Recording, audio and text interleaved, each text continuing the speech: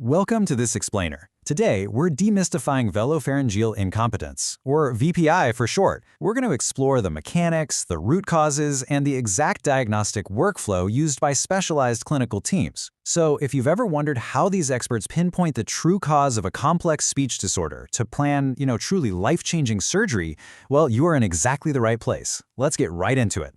Here's our clinical roadmap for today. First, the velopharyngeal valve mechanism. Second, 3 etiologies of VPI. Third, clinical and speech assessment. Fourth, direct instrumental modalities. And finally, fifth, indirect instrumental modalities. Section 1. The velopharyngeal valve mechanism. Understanding the sphincter. So our velopharyngeal sphincter is this incredibly dynamic biological valve. It's driven by palatal and pharyngeal muscles, and it selectively channels our airflow. Now, VPI is essentially a mechanical failure of this complex valve.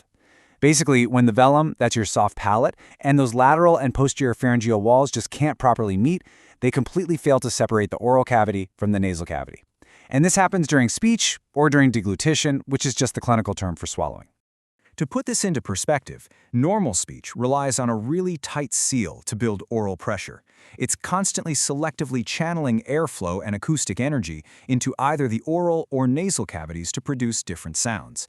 But with VPI, that incomplete seal causes the pressurized airstream to escape through an open port, and that leak totally prohibits the accumulation of oral pressure. The result is hypernasality, that very nasal-sounding voice, an incredibly weak articulation of consonants. Section 2. 3 etiologies of VPI. The root causes of valve failure. Right, so there are 3 main etiologies or pathways for why this valve fails. First up, we have structural deficits. This means there's simply insufficient tissue to accomplish a proper closure. This could be something like a cleft palate, a short soft palate, a deep nasopharynx, or even acquired through trauma. Second is neurogenic impairment. Here, the tissue is definitely there, but there is an immobility of the speech musculature. We're talking nerve weakness, paralysis, or a cranial nerve injury. And finally, mechanical interference. This happens when there is a physical blockage preventing closure, like severely hypertrophied tonsils literally blocking the valve from shutting. These structural, neurogenic, and mechanical deficits really represent the why behind the leak, and figuring that out is absolutely crucial. Section 3. Clinical and speech assessment, the eyes and ears of the clinician. Before any high-tech imaging even comes into play, a clinician's own eyes and highly trained ears act as the very first diagnostic tools. From there, the intraoral exam follows a strict 2-step progression. In step 1, they're doing a direct visual assessment of structural integrity. They're inspecting the lips, the teeth, looking for palate symmetry, and seeking out any hidden issues like submucous clefts or fistulas. Then step 2, they assess reflexive and voluntary behavior.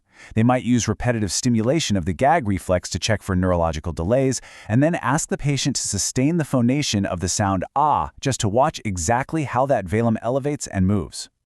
Okay, consider the phrase, "I pet puppies."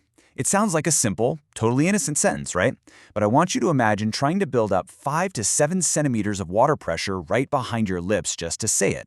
If your nasal valve is leaking, producing those plosive P sounds becomes nearly impossible. No way you can get them out clearly. I Pet Puppies is deliberately loaded with those pressure-dependent plosives to instantly test the adequacy of a patient's intraoral air pressure buildup. And when that air constantly leaks through the nose, patients physically cannot make specific consonant sounds correctly. When we look at this phonetic alphabet table outlining consonant sounds, we start to understand that if the pressure fails, the human brain creates a workaround. Patients are frequently forced to learn compensatory articulations.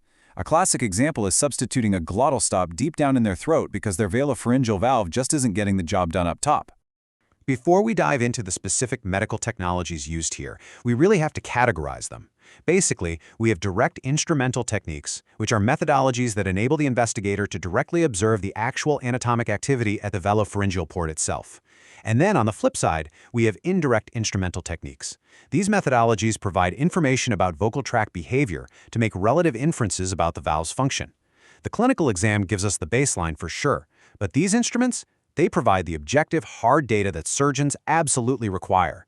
Section 4. Direct instrumental modalities. Seeing the valve in action. Let's start with lateral cephalometric radiography. Now, while this is just a 2D static radiograph, it's actually an incredibly reliable mainstay. Sure, it only shows a 2D view, but despite that limitation, it actually accurately predicts the need for a pharyngeal flap over 90% of the time based purely on velar length and palatal elevation. That is a pretty remarkable success rate for a static image. Then we have multi-view video fluoroscopy, and this captures the whole mechanism dynamically. Clinicians look at a frontal view demonstrating 0 to 5 gradations of mesial motion of the lateral pharyngeal walls. Unlike the static X-ray, this puts the valve in motion. 0 means no motion at all, and 5 means maximal motion. They use this exact gradation to determine just how wide a surgical flap needs to be to fix the leak. It's a real game changer. There are a couple of other direct modalities we should definitely touch on. First, nasopharyngoscopy, which is direct endoscopic visualization. It's excellent for details, but honestly, it's pretty difficult to obtain standardized, absolute measurements with it. Then there's magnetic resonance imaging, or MRI. MRI is fantastic because it's non-invasive and offers this incredible radiation-free soft tissue resolution. The catch? Right now, it's limited by cost, and there's also the issue of gravitational distortion in the supine position, meaning gravity can actually distort the soft palate when the patient is lying flat. Section 5. Indirect instrumental modalities, measuring the output. Now for those indirect techniques, we have 3 key modalities here. First, aerodynamics. This measures the pressure and airflow to calculate airway resistance and the exact magnitude of the leak. Second is acoustics. This quantifies that excessive nasal resonance, or hypernasality. What's super cool about this is that the instantaneous data it provides is highly useful for patient biofeedback during therapy. Finally, we have electromyography, or EMG. This studies the raw electrical muscle activity using hooked wire electrodes to deeply analyze the muscle contraction itself. So, as we wrap up this diagnostic journey, I want you to ask yourself a question. How does combining all this meticulous clinical and instrumental data shape the exact customized surgical intervention chosen by a multidisciplinary cleft palate team? Well, without this vast array of tools, a surgeon would basically be guessing, right? They'd be trying to apply a one-size-fits-all fix to a highly unique physiological puzzle. But by combining all this multifaceted data, the team can tailor their approach and actually restore the precise mechanics of human speech. Keep this incredible journey in mind the very next time you effortlessly speak a sentence.